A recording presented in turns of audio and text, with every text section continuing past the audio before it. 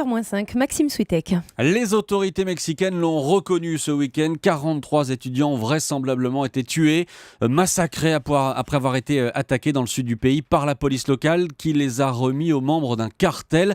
Histoire absolument atroce. Bonjour Dani Cohn-Bendit. Bonjour Maxime. Cet épisode nous rappelle évidemment que le Mexique est l'un des pays les plus violents et les plus corrompus de la planète sur fond de trafic de drogue. Pourquoi le Mexique est-il incapable de sortir de cette spirale ?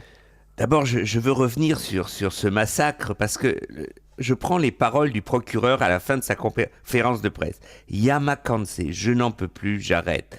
Il ne pouvait plus parler. Il avait décrit l'horreur de ces ces assassinés qui ont été brûlés sur un bûcher et après ils ont été balancés dans une rivière. C'est l'horreur absolue de ce massacre de jeunes étudiants de Ayotzinapa. C'est une école normale, comme vous l'avez dit, dans le sud. Eh bien, parce que drogue et politique sont intimement liés depuis des années. Il faut savoir qu'il y a 26 000 disparus au Mexique. 26 000 disparus, non pas là à cause de manifestations. Donc vraiment, le Mexique, avec ce lien entre politique et drogue, est dans une spirale incroyable qu'il n'arrive pas à arrêter parce que les politiques profitent de la drogue dont les responsables ne cherchent pas à nier le problème. Ça veut dire, Dani, que le Mexique ne mérite pas sa place dans la cour des grands ?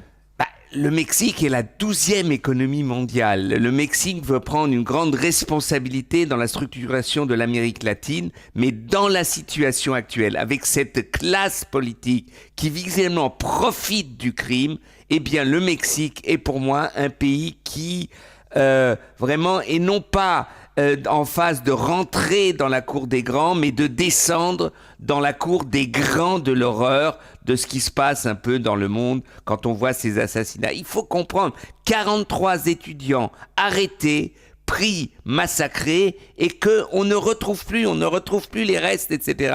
C'est évident que ça ne peut pas marcher, que le Brexit va se révolter. Malgré tout, justement, on a senti l'indignation de la société mexicaine ces dernières semaines, ces dernières heures même. Il y a encore eu des manifestations pour protester contre ce massacre cette nuit. Ces manifestations, ce sont des signes d'espoir ?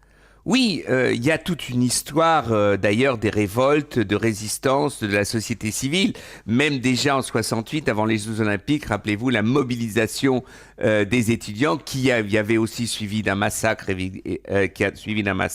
Oui, il y a une société civile très active, une presse très active, des réseaux, des organisations apolitiques, non politiques, mais qui jouent un grand rôle au Mexique. Et donc c'est peut-être de là que va venir la réponse, mais ça voudra dire aussi qu'il y ait une transformation de la classe politique, des milieux politiques. Il faut savoir que le PRI avait été 70 ans au pouvoir, donc c'est là où c'est ça qu'il faut ébranler. Je crois que la société civile mexicaine en est capable.